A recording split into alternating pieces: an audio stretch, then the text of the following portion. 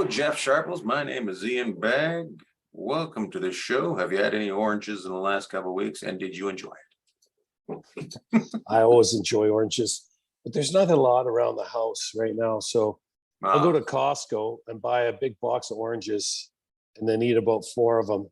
And then that'll be about it. Yeah. I've seen some pictures of you online. Yes, that's on social media having a Caesar. A Caesar. You guys are drinking Caesars up at the wedding. Is that what was going on? Yeah. What did we not? I thought we might have. We talked about Blake and Angelica's wedding. Yeah, we talked about that, but I hadn't seen any of the pictures yet, and I didn't know that you had. I didn't know that you were drinking Caesars, and I'll bring it up because Carrie Ann bought some Bloody Mary mix, and I was going to get you to see if you could tell me the difference between a Bloody Mary and a Caesar. Well, the short answer on that would be no. But I will say this. See, mixed drinks aren't really my thing. Like Caesars, like Busky makes an unbelievable Caesar. There's a lot of people out there to make great Caesar salad. Caesars. Yeah. Caesar salad I could do a little better, especially the pre-made. But yeah, I think maybe a little bit more, I don't know, maybe a little bit more spice in the Caesar. I don't know. But at the wedding, there's a few things I've never seen, but I did see, which I loved. First of all, people drinking in the pews before the wedding, or the benches set up, and then it was outside, and then a shot table. Pews. A shot table of tequila, and then afterwards, they were mixing up these Caesars. Oh, they were so good. They were so good. And you liked them. I do, and I don't have them very often, but I kind of almost felt like I was drinking a garden, and it was good. So, but I will give the Buskus credit. I never seen a shot table just at the end of the benches where everybody sits for the wedding, and so they had people up getting shots. Well, the wedding party was starting to come in and start the ceremony. That's so awesome. Busky had to get on the mic and say, "Hey, need you guys to sit down." You had to call last call before the wedding. Yeah, we had a last call, but you know what? It was in Montana, so a lot of fun. But if you make a good Caesar, that's a gift, in my opinion. That is a gift. I don't make them. I wish I could. I guess I could try, but we're too busy doing other stuff. Before we get to our guest, Scott Darling is here, ex-goaltender of the... Look at that. There's a goaltender right there. Chicago Blackhawks, Carolina Hurricanes, Florida Panthers. Played a little bit in Europe. He is our guest today. He will talk to us about a little bit of hockey and what he's up to now. And I want to talk about goaltenders that aren't playing this year, and also the Las Vegas Knights avoiding a bullet, and Pacioretty. ACL? Was it an ACL or Achilles? Achilles. Oh, Achilles. Oh, is anybody ever the same after an Achilles? You know, I think Jeff Carter had an Achilles injury. He was in LA when that happened. You remember a couple of years ago? He had some kind of, I believe, lower leg. Do you remember what it was? Should we call Dana right now? I think it was Achilles. I think it was. I forget who else, but it took Carter, who's a fantastic skater. Hey, you're back. It took Carter a long time to get his game back. Now, I mean, he's just played out of his mind in Pittsburgh. He's been fantastic. But Pacioretty, one thing about him is he's in great shape. He is a very strong skater, but that's a real tough one. And it's kind of one of those injuries that you get more off the ice training, it seems like, unless someone slides up a blade over the back of your back of your foot and cuts you that way, which happens from time to time. But yeah, it's a tough injury to come back from. I'm trying to think who else had Achilles.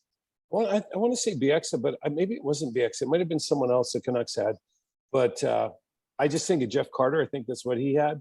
It took him a while. He wasn't the same that season, but he slowly rounded back into form. Pacioretty should be fine. He's a big, strong guy and a good skater. So still takes him out for quite a while. You must be pretty disappointed if you're the Carolina Hurricanes. You think you got some sort of big weapon coming in, and they say, "Hey, let's take a break." Meanwhile, in Las Vegas, we got a goaltender, Leonard, who part of the problem at the end of the year was, is he hurt? He's not hurt. He's hurt. He's not hurt. Is he going to have surgery? He's not going to have surgery. And now he's out for the year. And it's weird that they waited this long to say that he's out for the year. Well, hang on. He was God. only supposed to have one surgery or not have it. Now he's had two. So he had a shoulder surgery, which was going to put him out, I believe, past. Was his shoulder surgery first? Yes. So I don't know how it all. I'm lowering my voice today. I'm not getting excited. I'm kidding. No, I'm not going to get excited. But he had shoulder surgery first, and then this hip surgery. I don't know where this came from. If this just kind of was something. But the hip was lingering. Wasn't the hip what they were talking about all like April last year? Wasn't it the hips all the time? They talk about a lot of things around that team last year, so I don't know. But regardless, he's on long-term injury. The other goaltender, Brossoit's out, I believe, at the start of the season. Maybe he comes back, but I'd heard both of them were out at one point. So it kind of leaves you Logan Thompson, who came up and did a great job for him last year, but he's only played 18 or 17 or 18 games in the league, something like that. So as we know, with the goaltender market, it's few and far between right now. So I'm not sure what Vegas is going to do, but they've had with Dadonov going, Pacioretty going, and now Leonard going to miss the year. You got losing their top goal scorers, or moved out their top goal scorers and lost their goaltender, their number one guy. So it could be very interesting. But I do think Bruce Cassidy's going to come in and should see something different. Yeah, you'll definitely see something different. I think you'll see a team closer to the identity that they played in the first year or two, where they were relentless. I think that's what he's going to demand. He did a great job in Boston, but he also, and that's, I don't want to take anything away from him, because he was fantastic. They were able to move young guys into the lineup, but they had Bergeron, they had Chara for most of that time. Obviously, they got Pasternak, who's up next to Alex Ovechkin, and Marchand, and those are all guys that any team would love to have. So we'll have to see. We'll have to see what happens. I wonder if they go after anybody that he used to coach. If he tries to drag anybody over. Well, there might be a depth guy out there, but the big ticket items that maybe he would have tried to bring over would have been Bergeron and Krejci, and they re-signed for both 1 year in Boston, which we talked about I think a couple weeks ago, which is huge for them. You're going to see I think the depth guys, the guys are going to plug holes for you. Those guys will probably start to get signed here in the next couple weeks before camp. And then the big one is, where's Kadri going to go? Right. So we'll see. But yeah, it's interesting. Well, let's talk some more. Let's get to our guest for today, shall we? Let's talk to him. Our guest today played in the NHL for 3 teams: the Chicago Blackhawks, the Carolina Hurricanes, and he finished her up with the Florida Panthers. He now does stand-up comedy. He does some work for Barstool Sports, and he mostly combs his beard. Please welcome Scott Darling. Hey, Scott, how are you? Hey, good, man. Good to see you, Mr. Face. Having me out here. I love it. Scott, so you were born in, you're a military kid, right? So you're born and then you end up in Norfolk, Virginia, and then you end up on the West Coast. Am I right? Yeah, I was born in Newport News, Virginia. And then my dad got transferred. I grew up outside of Tacoma in Washington State. And, then he got transferred to Alabama, was there. And then my family's from Chicago. So after, and I will apologize, my dogs are going to bark. Oh, that's okay. Great Danes. They hate the show. They hate you. So in second grade, my parents found out I was good at hockey, and my dad left the military. We moved back to Chicago, so that I could get into a more hockey friendly atmosphere. How do you start in hockey though? Like, is your dad play, or is it just something you want to play, or what's the deal with it? No, my dad was a goalie. Played like men's league. He played club in college. And so when I was a kid in like Tacoma, he played men's league. I go watch him. And obviously I always wanted to impress my dad. And I loved the gear and all the stuff. And so because of him, I started getting into it. And that's, I sucked at forward. I started forward. They were like, fucking stay in the net. Like, because I was on one of those teams, we like rotated who would play goalie. I played goalie and I played good. They're like, you stay there. Like, that's funny. Stop rotating. They did one of those things. Everybody plays a position, then you tried another position. They said, we're not going to try it any other position. Yeah, stop playing forward. You suck. Oh, that's awesome. Hey, Scott. Hey, so as a goalie, the game's changed so much. You're a big guy. The guy's really big in goal now and athletic. I got to ask you. So they said go to the net, but what kind of skater were you? Like, did you feel you're pretty good? You could get up and down the ice as a skater, as a forward, or because a lot of goalies, I mean, the positions changed a lot, right? Right. But they say the goalie's the best skater on the ice, Yeah. but like up and down the ice, no chance. But Right. in my tight quarters, like it's all footwork, edges, like, I could take anybody on and, moving side to side, up and down in like a 4-foot area, doing that. Like I'm not trying to toot my own horn, but there's not a lot of people in the world who could do that better than I can. But playing forward, absolutely not. I could not. I'd be afraid of like hitting the boards if I was skating full speed. Like I play in roller hockey tournaments for Barstool. I'm afraid to go full speed because I play forward. I don't play goalie because I'm afraid of like not being able to stop or like falling, stuff like that. I like my little tight area that if I fall, I just fall stationary. I'm not going like a million miles an hour. So You're not sliding. So basically you're saying you play ping pong, not tennis. Yeah, pretty much. Yeah, that's a good analogy. I like that. Hey, so a lot of the goalies that I played with, and they couldn't wait to get out of the net because they thought they had great hands, and they actually do have pretty good hands, and a lot of them could shoot the puck really hard.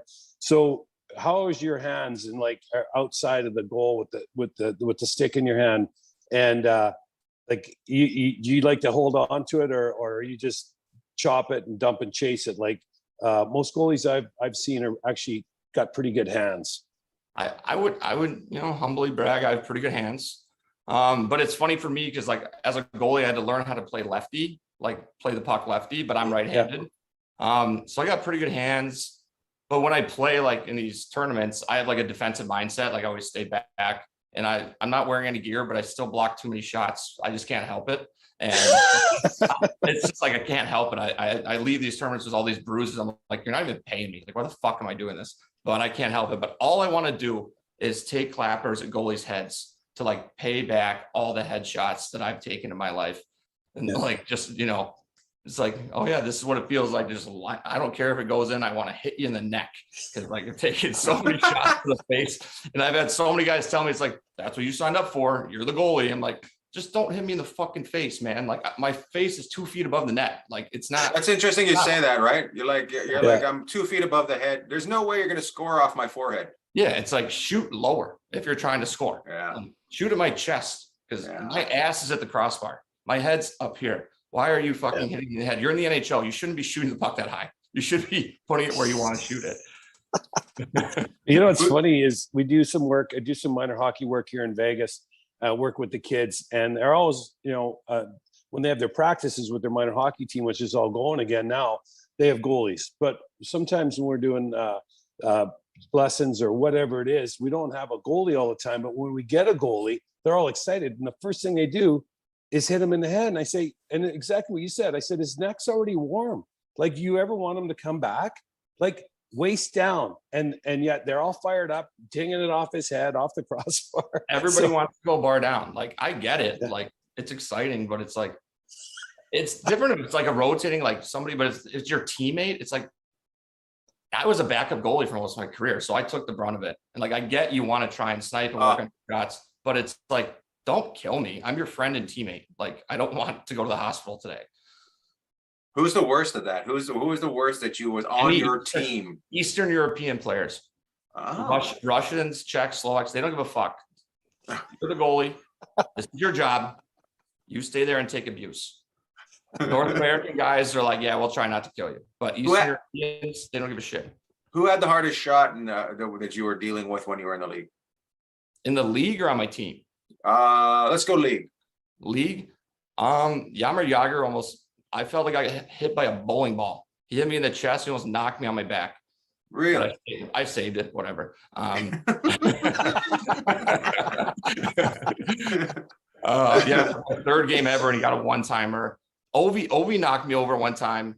It was like 3 seconds left in the game. We were up 4-1, and he got to run into one from the hash marks. And I'm like, dude, game's over. Don't do it. Don't do it.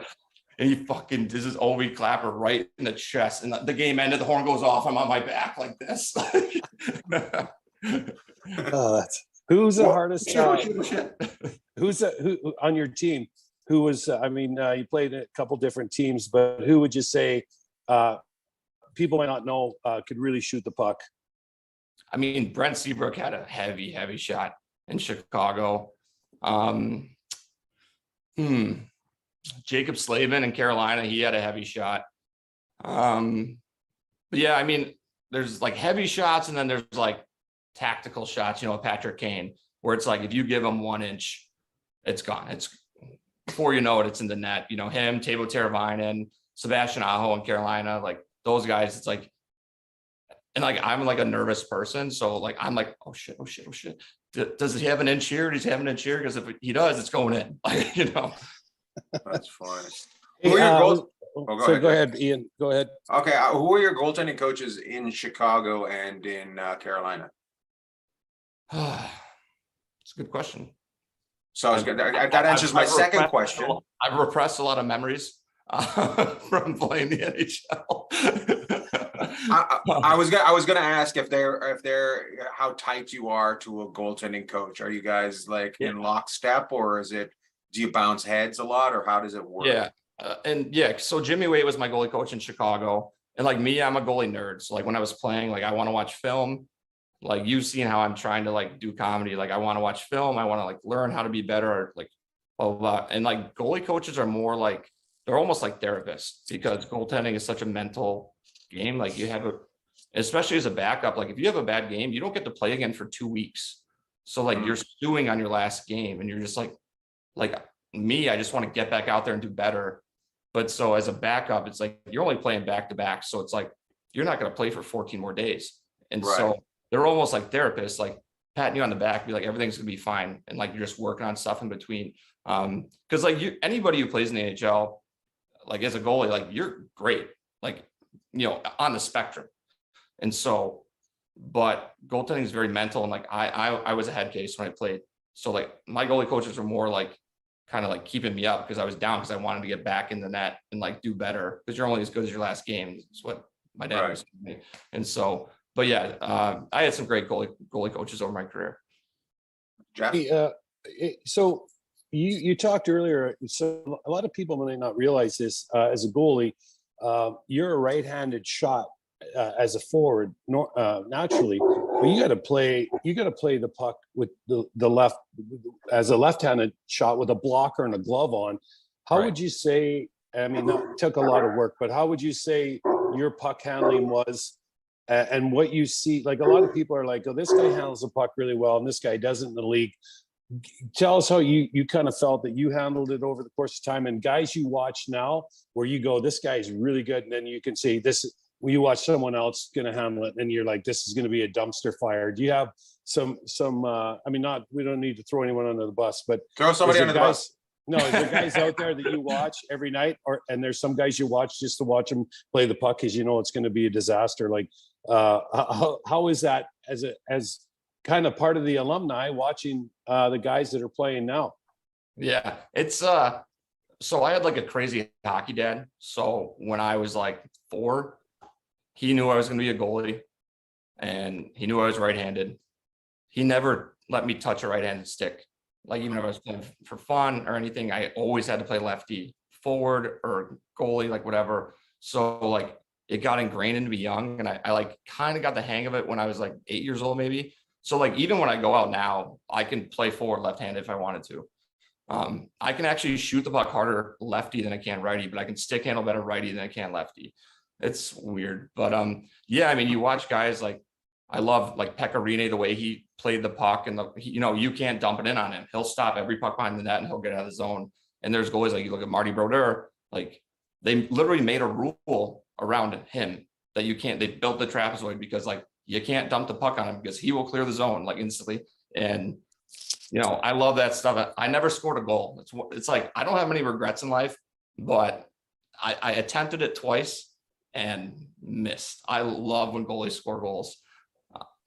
One guy, when I was playing in Europe, he scored a goal when we were losing, so they pulled me and he sniped, and I was like, you motherfucker.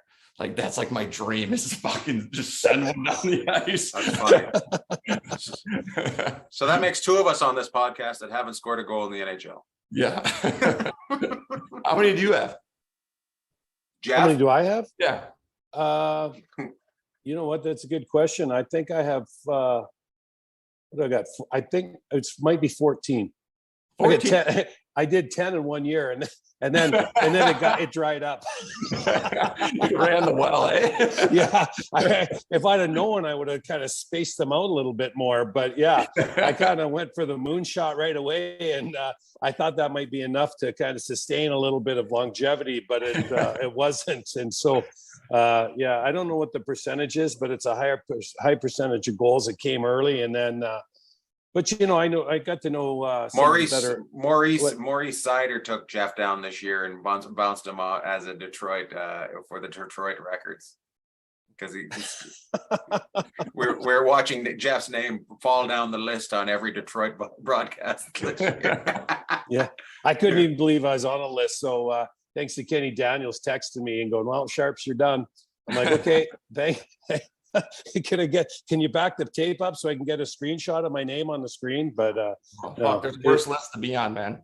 Yeah, no, well, especially in that city, right? In Detroit, I was shocked that they even keep these kind of stats on some of them, like 70 game mark, and Maurice, Mo was light and just blew by me. But the guy at the top of the list was Lidstrom, and one of the other guys on the list was Reed Larson, who was near and dear to my heart, and I forget who the other guy was, but they're all great Detroit names. I was like, no problem. Like, I can't believe you guys are showing this, really. So yeah, that's all I was. I'm like connected to these names. I'm like, because I'm a Hawks fan. I've been a Hawks fan my whole life, and like I'm like getting shown with like people that I idolize. I'm like, it blew my mind. Were you drafted by the Hawks? No, I was drafted by the Coyotes, and then traded to. Well, they never signed me. So they sent me to their minor league team in Las Vegas. So I played for the Wranglers for a little bit, and I was young and got in some trouble, So that's why I ended up in the Southern Pro League. And from there, I played 2 years in the Southern Pro League, then 1 year in the East Coast League, 1 year in the A, and then I signed with the Blackhawks. And I played there for 2.5 years and got traded to Carolina. So. Who finds you? Is it one of their scouts that finds you, or do you make a call, or your agent make a call saying, hey, he's looking? How does Chicago find you after that? Well, I was playing the American League. I was playing for the Milwaukee Admirals, and I was unsigned as an NHL player, signed on an AHL contract. And I ended up I was the best goalie in the league that year. So at the end of the season, I could have signed with any team in NHL I wanted. And I was kind of waiting. And like Milwaukee offered me, their Nashville's farm team. They offered me like a $50,000 one-way AHL deal. And I was like, I'm going to wait and see, And then once free agency started, every team in the NHL was like calling.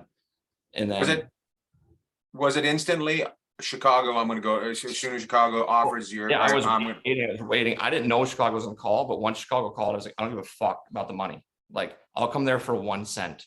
And so I signed with Chicago immediately. And I knew I was going to be. They didn't know.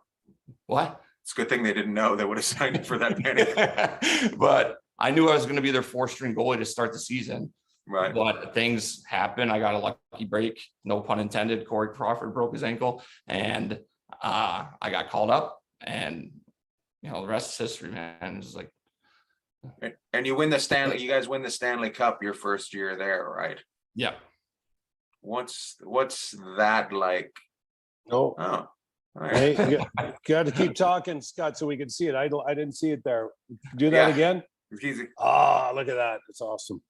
All I saw was a Peloton. It's, that Peloton needs to be dusted off. Let's put it that. Hey, you know, I think it's, I want you to talk about that whole year and that, but I want you also to talk about Vegas. And like a lot of people, like they'll go to the NHL and they're like, he took the long road. Like he went to the East Coast League, then he was in the American League, and then he played in the NHL. Derek England's a great example of that. Iggy never played his first game till he's 28, but you went to the Southern Pacific League. So you were in the EC, like, I mean, your road is amazing. And so when people are looking at, it's not working out or I'm getting screwed or whatever they think, the determination that you had to get there and your story is, I mean, that needs to be told so people can say, hey, you know what, you can still do this. If you put you get everything straightened around and you put your mind to it.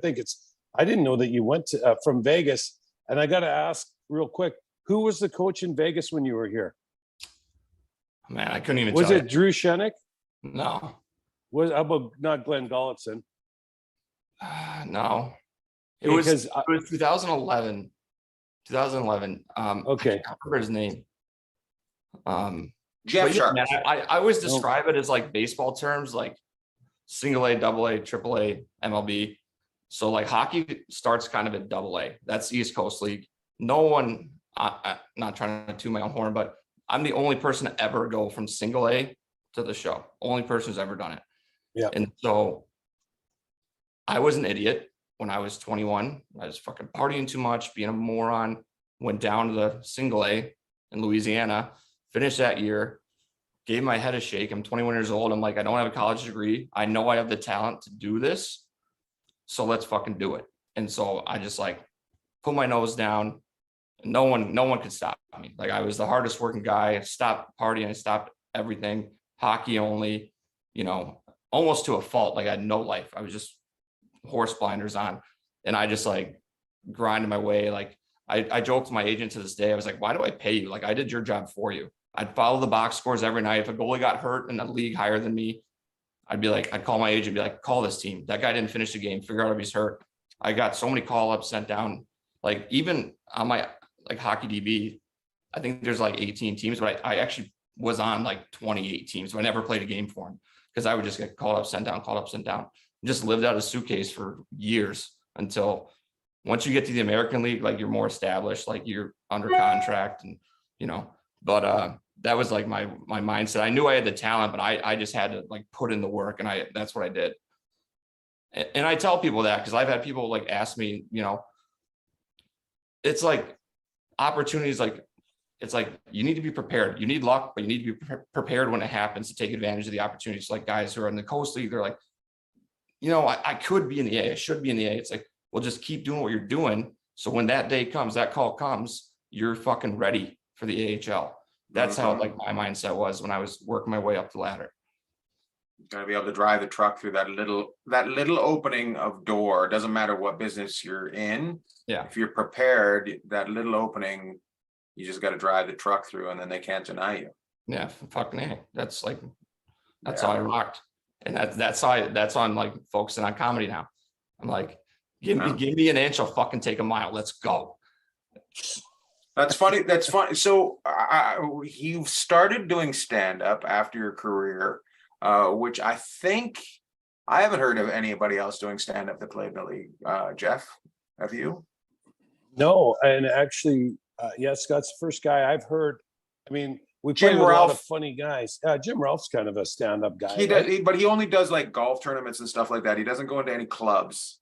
Daryl Ray used to do and Daryl didn't travel either, but Razor he would do golf tournaments and stuff, but more MC, but he was really funny. And of course he's parlayed it into a great career in Dallas, but I can't really think of anybody offhand. I don't know any NHL guys. I know like Blake Griffin, the NBA guy, he does it. And I heard he's great. He's done like that Montreal comedy show and like stuff like that. Yeah. but then He hangs out with a guy I know. Yeah, he takes. I bet you know What? him. Ian. What made you want to do it? Were you a funny guy on the bus? Like, were you a guy that could make everybody laugh on the bus? No, I was more like quiet. I'm a worrier, so like I kind of like to fly under the radar. When I was playing, I kind of kept to myself more because, as I mentioned, I suffer from anxiety and like I'm nervous all the time, and like so I was always worried about like hockey. I never wanted to get in trouble. I never wanted to like say the wrong thing or whatever. But the second I retired, I was like, fucking, it's on. Like now I can be me, and like I took a year to myself just to like recoup from playing 25 years of hockey. And then I was lucky enough, I told you about this guy that I saw at the Laugh Factory who recognized me from hockey, and him and I became great friends, and he dragged me out because I told him, I was like, I would love to do it, but I don't have the balls to do it. So he dragged me out, he drove me, we went to Gary, Indiana, and he's like, open for me, and if you don't like it, I'll never ask you to do it again. And I fucking tanked, but I had so much fun doing it. And then from then on, it's been guns a-blazing, like every night, like let's go. Like I love it. I've bombed plenty of times, but I really enjoy it. It's a lot of fun, and I just love the freedom of it. Like, especially the way you do it too. Like you have no like. I need to get better at. Yeah, let me butter your bread. Tell me about me. I even watched the game film of like my stuff, and like I always apologize, but like you don't apologize. Like you just, fuck you, and like that's it. Move on. I'm like, I'm just kidding. I'm sorry. Like I always do that because like I still feel bad because like I'm an asshole like on stage, but in real life I'm a very sweet little boy. But so I love watching your stuff, man. It's been so much fun to learn from you. What have we done, like 10 shows together? Yeah. I just, who would be most shocked that you're doing stand-up? Everybody I played hockey with. That's really funny. I've had so many guys. It's so funny. I've had so many guys like still in the league be like, when I post like clips, they're like, holy shit, like you're doing this. Like, I'm like, yeah, like they're like, I would have never guessed. And I'm That's like, funny. Yeah. I've never heard you talk before. I always thought you were a European. Oh, literally. You're staring at your shoelaces the whole time we played 82 games a year. That's awesome. Hey, who were some of the Scott? Who were some of the funniest guys that you played with? There's, some guys you can just look at them, just the way they walk in the dressing room, or there's a serious moment. And they just have that I don't care, or just have a funny way about them. Is there any guys that kind of stick out that you played with that just people, that you just loved and thought were just hilarious, or you didn't even have to love them? Just thought they were. You'll like this one. One of the funniest guys I ever played with was Patrick Sharp. You see him on TV. He's all buttoned up, being like super proper. He is one of the funniest fucking dudes. And I'll tell you a story. So as a backup goalie, like my job was to open the door, right? And like I was very focused my rookie season. Like door, I handled Marion Host's sticks, Duncan Key's sticks. That was my job. If they wanted a power play stick or whatever. And then I opened the door.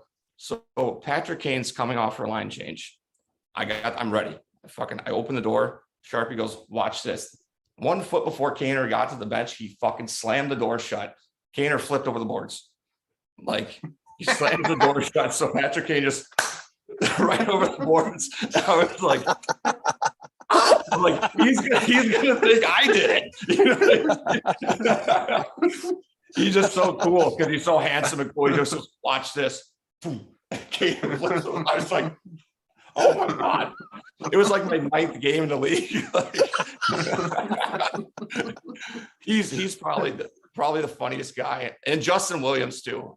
When I played with him in Carolina, just a wise old sage. He's probably one of the funnier guys I played with too. Yeah. That's not fair to be that good looking and that funny, eh? Just like Lord dude, Bag. Just like me. They always say like no one has it all. He fucking has it all.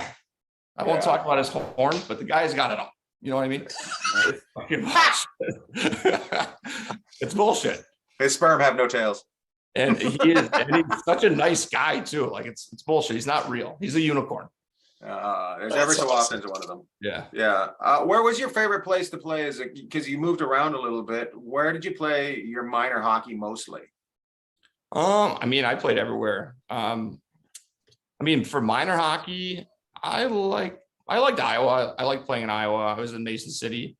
That's where like I graduated high school and stuff. But pro, I mean, I loved playing in Austria. I mean, outside of Chicago, Chicago was the best. Like that's the easy answer. But I love playing Europe. Austria was beautiful. I lived in the Alps in this like tiny mountain town, and like the hockey was a joke, but I was more there on vacation. I just showed up for the games. But it was like, as far as away games, I love playing in Canada. I love playing in Montreal, Toronto, anywhere in Canada other than Ottawa. Ottawa is pretty boring to play at, but every other stadium, like it was fun to go to Calgary, Edmonton, Vancouver. Like I love playing in the Canadian cities. Here we go, because you're an American kid, and we were going through this with Johnny Gaudreau this year. The Canadians are all fired up because he didn't want to play in Canada anymore. Did you ever have that? Did you ever have that where if I get traded to Canada, I'm going to get the fuck out of Canada? Do you see that a lot with the American guys, or is it a falsehood? It's, in my opinion, my experience, it's a financial thing. Because like when I had a limited no trade clause, even though I would love to play for the Canucks or the Maple Leafs, the taxes are way higher in Canada. Mm-hmm. So you make more money playing in the US. For these like the contracts like he's signing, you're gonna lose $1 million if you're playing in Canada compared to playing in the US. So I think it's more a financial reason. Not Really? against Canada not being like American. It's like, you know, it's still a business. You got to make your money. So I think it's more of a financial thing. Mm-hmm. Hey, Scott, talk about limited no trade. How many teams did you have on yours, or how did yours work? I had 15. And this was before, I think Vegas just joined. Seattle wasn't there yet, but so I had 15 teams, and I did it strictly on financial reasons. So would you say most teams, like you hear a lot of 10 team, like let's use Dadenoff in the situation he was in. Yeah. And one of the reasons they say 10 teams, and maybe you can speak to this, is the 7 teams in Canada and the 3 California teams is what a lot of guys block. Is that kind of, where would you be on that? What, like, I mean, you're talking strictly financial, not, hey, who wouldn't love to live in LA? But was that kind of along the lines of what you had? Yeah. So I mean, those are the 10 for sure. That's why I was 10, but like my agent like bartered for 15. And so then I picked some places I didn't want to go, you know. Can we mention those? Let's see. I can't remember who I had. Shit. I didn't want to go to St. Louis. I fucking hate St. Louis. It was my least favorite place to play. It's the worst city in the country. I fucking hate St. Louis. And you can fucking clip that up and fucking say it. I fucking hate St. Louis. And I didn't want to go to Detroit. Sorry. Just because I'm a Hawks fan and they've been my rival my whole life. Trying to think who else. I think I clipped out the Islanders because they were going through that like transition of all the guys were living in Long Island and playing in Brooklyn, and so like that didn't sound fun. And then I'm trying to think who else I fucking gassed. 2 more teams. If it comes to me, I'll let you know. Okay, I'm going to start this question again because so you had a no trade. Not everybody gets that. Is that something that, are you proud of that? Like, do you notch that up, or do you not realize that's pretty cool? It's a feather in the cap for sure. Yeah, that's a really well, that off season, I was the most desired goalie in the NHL, believe it or not. Even though I didn't live up to expectations, but that off season, that I was like the biggest, you know, free agent person. But they ended up trading me. The Hawks, I wanted to stay in Chicago, and I knew what I was going to get on the other side. So I offered the Hawks. I was like, I'll take the same amount of money over 8 years for like, so the cap hit would get lower, because I signed a 4-year deal because I wanted to stay here. I was like, I'll take the same amount of money for 8 years just because I didn't want to leave. I love it. I'll be the backup here the rest of my life. Fucking ride off into the sunset.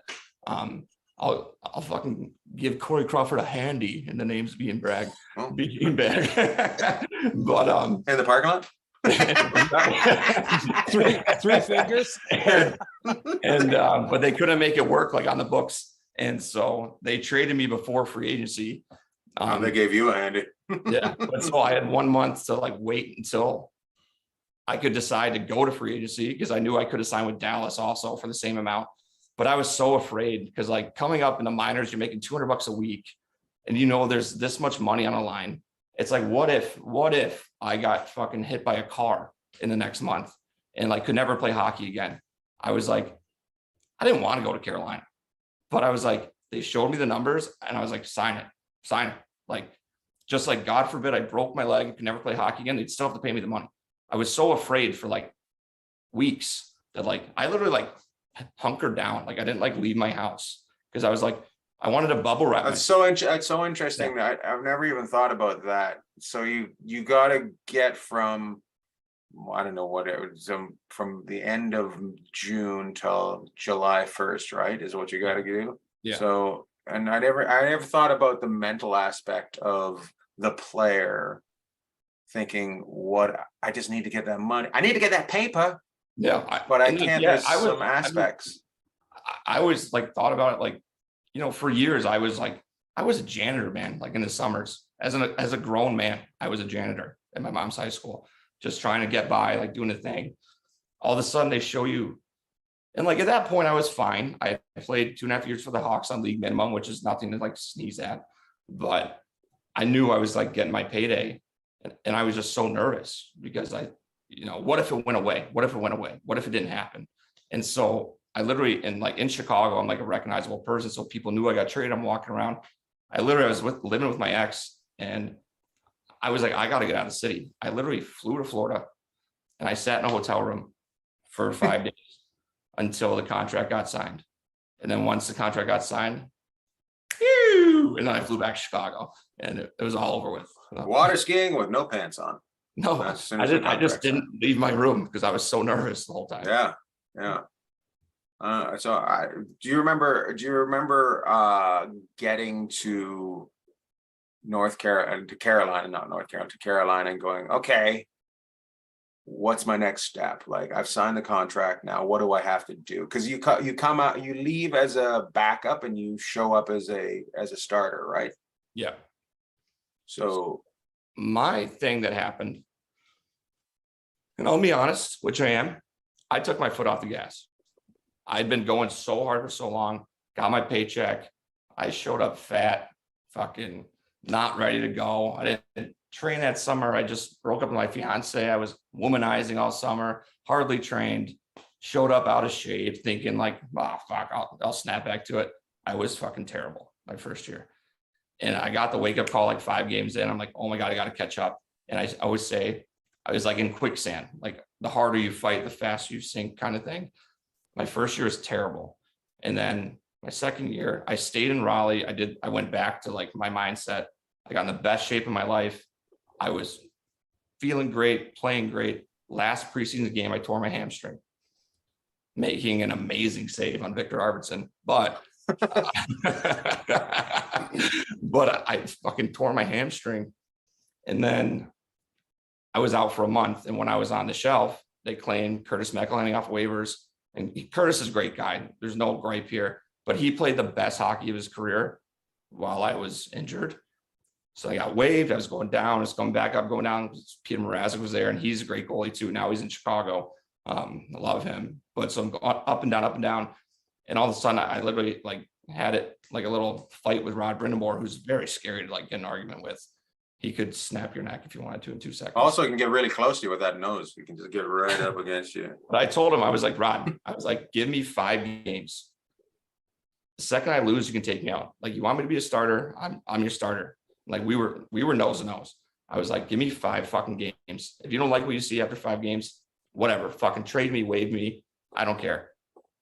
Win the first game, win the second game, lose the third game, but still played well, waived. And I was like, you motherfucker. Like, I thought we had a gentleman's agreement about 5 games. Like, and that was the end of my NHL career. Hey, so Scott, you talk openly about mental health and that, and a lot of people, it's in this sport, it's a fishbowl, right? Being in, and you're 20,000 people watching you, and you see other goalies in pro, in pro sports or when the NHL going through this similar kinds of things. Like, I think about in Vegas, Robin Leonard's been very open about what's gone on in his life. And Right. just, I don't know. I mean, explain like to people out there, like, they're like, well, you just stop the puck. Like, well, there's a lot more going on than stopping the puck, right? Like, Right. It's hard to explain, but like you're saying, like I have the same problem. Like to this day, like I wish people didn't recognize me, but I'm not apologizing for playing in the NHL. Because I'm like introverted, but obviously I'm mildly extroverted. I get up on stage every night. I play in the NHL, but like I still have a problem like going in crowds. I still have a problem, worrying about like people like noticing me or talking to me or wanting photos. Because like people just see you in the net, like you said, it's like just stop the puck. It's like you have no idea the pressure. Like especially me playing in Chicago, like I was representing my city, It's like so overwhelming and like stresses you out like to the core. It's like nonstop, whole season, off season. Like even right now, I'm about to go to the White Sox game to support my buddy who's throwing out the first pitch. I'm so stressed out because I'm gonna have to like hear it or take pictures like with all these people. And like, you just want to be normal. You just want to go to a baseball game and not have to deal with it. It's a good problem to have, but still people don't understand. Like some people are uncomfortable with that. You know what I mean? Mhm. Even if they're trying to be nice, and it's like, you saw in Carolina, like it's like, even if though it's good, it's just like, for me, they don't know. For me, it's like, I just want to be a normal guy. Like I don't want to be known as, the guy who played hockey or like whatever. It's like, I'm Scott, nice to meet you. But like, even like right now, I'm getting anxious just thinking about going to the fucking baseball game tonight, And so it's just weird. People, and you get the keyboard warriors. Like I finally got heckled on Instagram about my comedy. It finally happened. And it really got in my head. And I was like, fuck, I dealt with this every day in the NHL. One guy heckles me on Instagram. And I'm like, oh my God, I should quit comedy. The funny part is it was probably a little girl too. My dad says you're a fucking asshole. hey, Scott, sorry, I we were talking about Ian earlier, and now that what you're doing in comedy, Ian and I go way back, and probably seen more shows of Ian's than anybody. But one of the things, I just got chirped in the middle. well, you could say, I'm just the biggest supporter of one of them, anyways, too. But I think one of the things I saw with Ian is he would go when he was younger, and he would go watch the opening act, and he would pick out who the donkey was in the crowd chirping. And the first thing I noticed a lot of times that Ian would do is go and just neutralize that right away. Like he wasn't going to affect the show. Now Ian goes up, and he doesn't care what he says. He just goes out there and rolls with it. I just kind of wonder, obviously you watch Ian, you watch a lot of people, and you kind of, use maybe some of what works for them, but you're your own guy. How comfortable, just getting into this, how comfortable are you, and how do you find the comedy community is rallying around you to this point? Obviously you've worked with Ian and that, but how do you do you feel like it's growing? Are you, if someone heckles you, do you kind of roll through it a little easier now? How do you deal with all that? Because you're used to dealing with things on like they're massive pressure where there's thousands of people and maybe millions on TV watching you. Yeah. And so like, for me, I'm so fortunate that like I got in touch with Ian, and that leapfrogged me a decade in front of like people who are trying to be comics, and Ian, sorry, I hug you every time I see you just because I'm so grateful. Which is, I'm not good with hugs to begin with, so. Get out of here. I don't care. I don't care about how you feel. But no, so like I said earlier, I was like watching you not care because you're joking.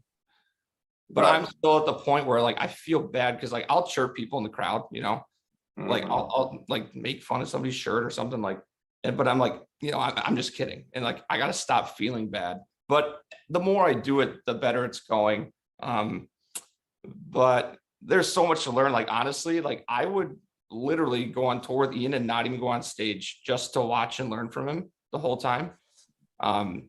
That's an honest thing I would do. I'm not trying to like sell myself, but I mean, I have before, but whatever. Sold myself to the Hurricanes. But no, just to learn, because like I love the way he operates. And the thing about his shows, which I love, It's all about me. it's not, you could watch his shows, you've seen it a million times. Everyone's different. Yep. I'm still like on a structured like routine. I watch my game tape. It's almost the same. I can't tell the difference between which video I'm watching. But with him, every show's different. And I can't think of one other comic where it's like that, because I love watching comedy. I watch everybody's shit. And I can't think of one comedian that every single time, you can watch him 5 times in one weekend, every show is completely different. It's like how so you start doing stand-up, you start doing some stuff for Barstool Sports. Is that your next journey, or is it just something to take you to your next journey? No, it's my next journey. This is what I want to do. Yeah. I'm obviously nervous. Like, I don't know if I'll ever get to like level that you're at, but I'm going to fucking try my best. And all I know is I'll have no regrets. Like if I don't get to, having an Amazon special, I'll know that I left it all out there, and I'll be okay with that. And then with Barstool, I'm just trying to do more with them. So like, I'm trying to do everything and anything I can. Like, that's just how I operate. And so, right. The reason I ask is because Jeff finished hockey and he went off to be a pilot. And I worry about guys coming out of the league, and after having that long where you're chasing a dream and life is such a long journey afterwards. Do you know many guys that are just stuck? They don't know what it's a huge problem. The NHL Career actually is doing a great job of like helping guys transition into new work, like new things. They're offering internships with different companies or fireman classes, like whatever you want to do. For me, I was fucking depressed for like 6 months after. I sat on my couch. I was like, you're living such a regimented life for so long. And then even like my ex-wife, she was like, you're lazy. And I was like, I don't have anything to do. I've been doing the same thing for like 25 years, 11 years professionally. I don't know what to do. Like, I don't need the money. I just like, what do you want me to do? I don't know what to do. I don't have any like passion to go work at Bank of America, Right. And then I think sorry, go ahead, Scott. Right. No, that's it. And so then after I like took a little time to kind of just like decompress from, the stress of like what the last 11 years have been, I was like, fucking. So I was like, I always loved Barstool. I got in with them and started doing stuff with them, making videos, making content, all this stuff. And then, like I said, I was lucky enough. I always go watch comedy. I was lucky enough that the guy, Ray, he dragged me out to open for him. And since then, I'm like comedy driven. That's all I want to do. I think it's interesting because being in Vegas, and Derek England, he was with the Wranglers. Actually, ironically enough, I helped out with the Wranglers the first 2 or 3 years they were here. That's why I was asking who the coach was earlier. But Iggy's done a great job. And one of the big things with the Wranglers and these NHL alumni and the NHLPA is helping the local communities huge, but players helping players, because Ian and I've talked about this before, and talking to Kenny Holland, and he was the first guy I met in Detroit.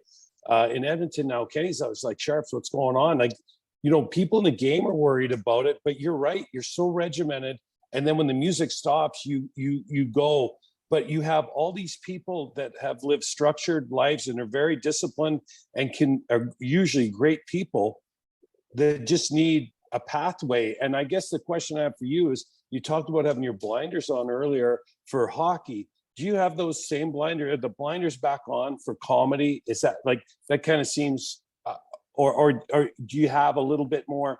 Like, are we focusing like laser here, or you got a little bit more? I have like two things now that I'm like very focused on. But I mean, just my mentality is like, I'm going to try my best at both. But it's kind of hard to explain, but like I said, when I stopped playing, man, like this couch I'm sitting on right now, I left it twice a day to walk my dogs. Like I had just no idea what to do with my life. And like I said, I'm clinically like depressed and like all this stuff. And I was like a mope. I just like, what the fuck do I do with my life? And then, you know, I literally had to put Post-it notes on my stairs to like get out of the basement and to like get me to like get up and like do whatever.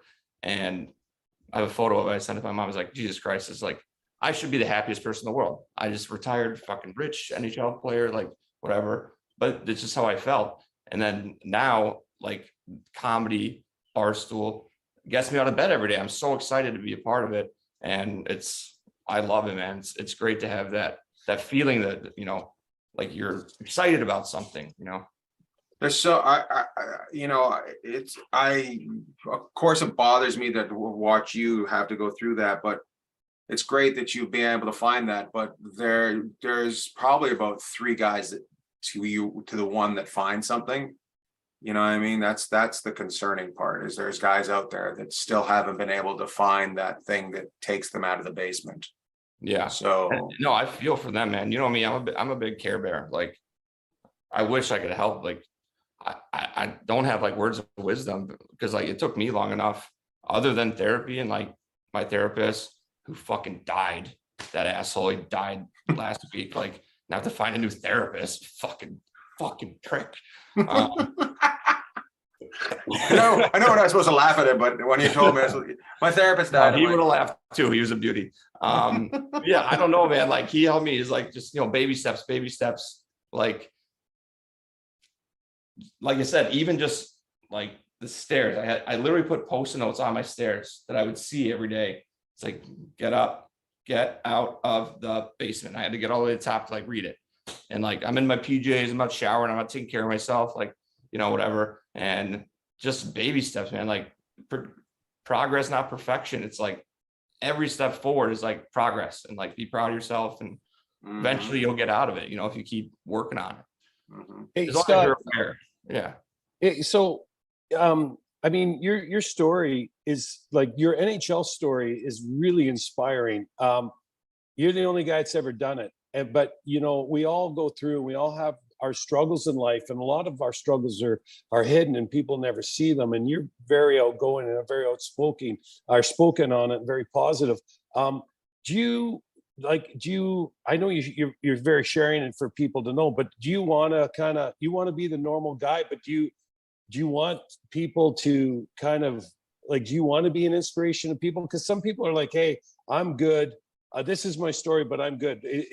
Does that make you feel good, or would it give you some momentum forward? It makes me feel uncomfortable. I don't want to be anyone's like inspiration story, but like when I broke into the NHL, I tattooed that on my forehead. I told my whole story, and then I stopped talking about it. And then when I turned 30, I'm 33 now, I kind of had like an epiphany when I turned 30, and I was like, you know what? I don't give a fuck what people think about me anymore.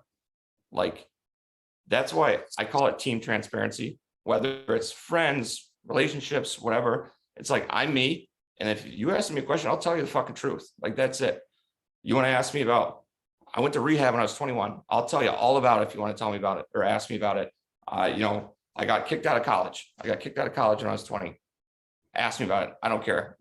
And I think for me, because I made it and I had my success, and you know, I won the Stanley Cup, like that was my goal. It's a little easier for me to be like, judge me. I don't care. I did what I wanted to do with my life, and I'm still going to do more with my life, and whatever you think of me or whatever, that's it. But that's just like how I feel. I was so like afraid to like talk about stuff before I turned 30. But after that, I was like, fuck this. Like, I'm me, I'm a good person. And I know that there's no secrets there. And it's like, I'll be your biggest supporter. I'll be your best friend. You can, if you don't like me, fuck you. Like, that's it. I think we had that same conversation, Jeff. We have that same conversation before every show. Every show. Yes. No, I think I honestly, that's, you know, we all got to be like that. We got, you know, you got to be around the people that support you. There's a lot of people that hang around. And you've made money. You've been in the NHL. You're going to have a lot of hang-arounds. You know what I mean? And Yeah, I can weed those out real quick. you can read those. Yeah. But some guys, they're sly. They're sly out there. There's some sly ones out there. So you just, you know, but that's the way you got to be. You just got to be, hey, this is who I am. And sadly, I started that when I was young, and it cost me a little bit of time in the comedy business because I was busy telling people to fuck off that I should have probably not telling to fuck off. But here we go. I think it's a good way to be. More open and honest is better. So I like it. What would you tell a kid? Because you said you're a nervous person. There's a young Scott out there right now, like, that's gonna go through those things. Like, what would you tell him? How would you tell him to get something to avoid that you avoided? I've answered this before. So I think about, like, I went to 5 different high schools, like playing hockey, like everywhere. I didn't say a fucking word in any 5 high schools, didn't make friends. I was a loser, no girls, no nothing. My biggest, like, word of advice would be, like, to that kid, it's like, the people you see in high school that are cool, like high school is just the start of your fucking life. You have such a long life ahead of you. And, like, if things aren't, like, great in high school or whatever, college, you can recreate yourself, you be a new person, you know, whatever, even if you don't want to go to college, but, like, you're just, like, this is just a start. I know you're in the moment and you think everything matters so much, but it's like, looking back on it, like, as an adult, you laugh. You're like, why was I so, like, scared and introverted or jealous of, like, somebody? It's like, you're all in the same plane. And it's like, yeah, you got the jock, but he probably is going to peak there and be a bartender afterwards. And, like, you can do, like, it's just the start of your life. You know, you have the long life to build and who you want to be. And so that's like, if I told myself that when I was 15, I probably would have got laid in high school. Trust me, in our high school, if you got laid, you ended up living there because you got pregnant. But I did go to high school in Iowa, so. It wasn't good. We didn't have many women in our school, so not everybody got laid. I think that's great that, you know, to tell that kid. Jeff, you got one more question? Let's get one more question out there. Let Scott get going to the game that he doesn't want to go to. Yeah, no, we're trying to hold him off. Just real quick, because we can't sit there and kind of the elephant in the room, the Stanley Cup, like, that experience is, you're right. That name's on there. This is part of history.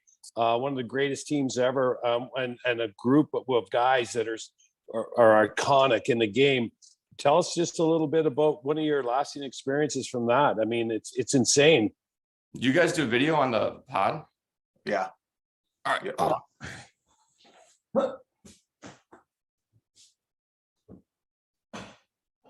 Man, it's got a lot of stuff on the walls. just. Oh, you mean there this we go. thing? Oh, there it is. Yeah, that's horrible. Oh, look at that.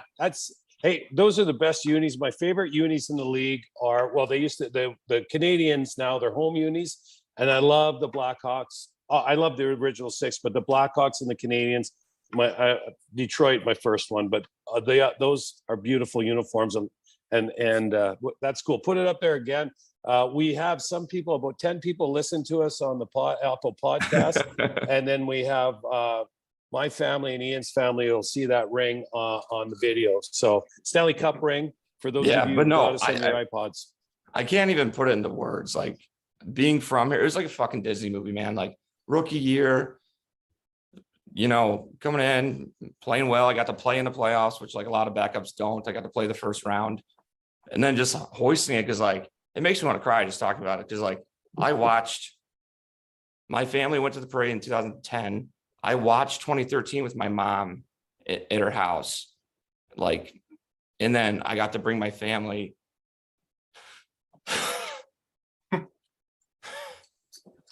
with me on the bus, on the ice.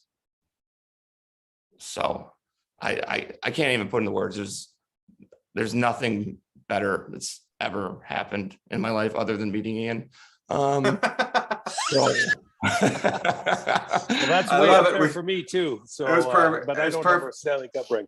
That's Yeah. a perfect way of ending this interview. Where you started with a chirp and you end with a chirp. So, I think it's great. I love that you're doing stand up. You enjoy it. That's the big thing. There's a chirp right there. What, You didn't say I was good. You said I enjoy it. Well, no. Fuck you. No, the big thing there's everybody's good at it. If you're doing it, you're good at it, but not everybody like just loves it. It's to me, it's heroin. You're either addicted or you're not addicted. I'm addicted. And there's guys that I'm just like, but I enjoy that you love it as much and that it's giving you joy in your life. So that makes me happy. Jeff, I'll leave you with the final word in this one. Well, thank you. Well, I can say this, Scott, thanks so much for coming on. And I do see a little bit of young Ian Bagg in you. I don't know if you want to take that as a compliment or not. I will. I don't know where to put that, right? But I've seen the. You're saying his eyebrows grow together? Yeah. Yeah. I mean, the only difference right now is he's wearing a ball cap and you're not, but I do see some just in the way you talk. And I thanks so much for coming on. It's been a blast, and we'll have to get you back on and we'll look forward to seeing you at one of Ian's shows here, or seeing Ian at one of your shows. Oh. It's Chirp Fest 2022. Yeah, bring me to more shows, okay? All right. Thanks, Scott. All right, thank you. Thanks, buddy. Fun, Jeff. That was fun. That was a good time. Yes. That was our first Stanley Cup ring shoved in our face. Yeah, and you know what? Our demographic's gonna love it because Scott's a young guy. So you know all what? the girls will be all over him, letting them know, show me your ring. If you if you never watch us on video, you might want to just tune in for the last couple minutes of the interview with him and check out his ring, because it's phenomenal. Ring. It's fantastic. Yeah. That was a lot of diamonds on one ring. My God. Yeah, Don't beautiful. let Cab see it. She'll want one. Anyways, she'll have Sarah Jessica Parker make a pair of shoes out of that much bling. Hey, that's what I was thinking. I'm like, she doesn't want a ring like that. She wants shoes that are blinging like that. She wants shoes, diamond shoes. Sad little thing in the NHL this week. Out of the Toronto Maple Leafs camp. I don't know if you read about that. Did you read about that? Yeah. So Boreas Salming diagnosed with ALS, and I have a little story about Boreas Salming. So when he was in Toronto, we were in Detroit playing them in the playoffs. And of course, I was tasked with not playing in the games. I was tasked with watching Boreas Salming and kind of running the clicker on timer on how much he played per night. Well, you know what? I would get out there watching him. He basically played the whole game, but he was playing, 35 minutes. And I'd forget that I had that stopwatch going once in a while because I'd just be watching this guy. And, he was one of the first guys to come over to the NHL. The other guy was Inga Hammerstein. No, I forget who the other guy was. But Boreas Salming led the charge from Europe. Which is a better name, Boreas Salming or Inga Hammerstein? Yeah, I know. I love, but this guy was in the best shape of any player I've ever played with. And that was back then when the guys are in great shape now.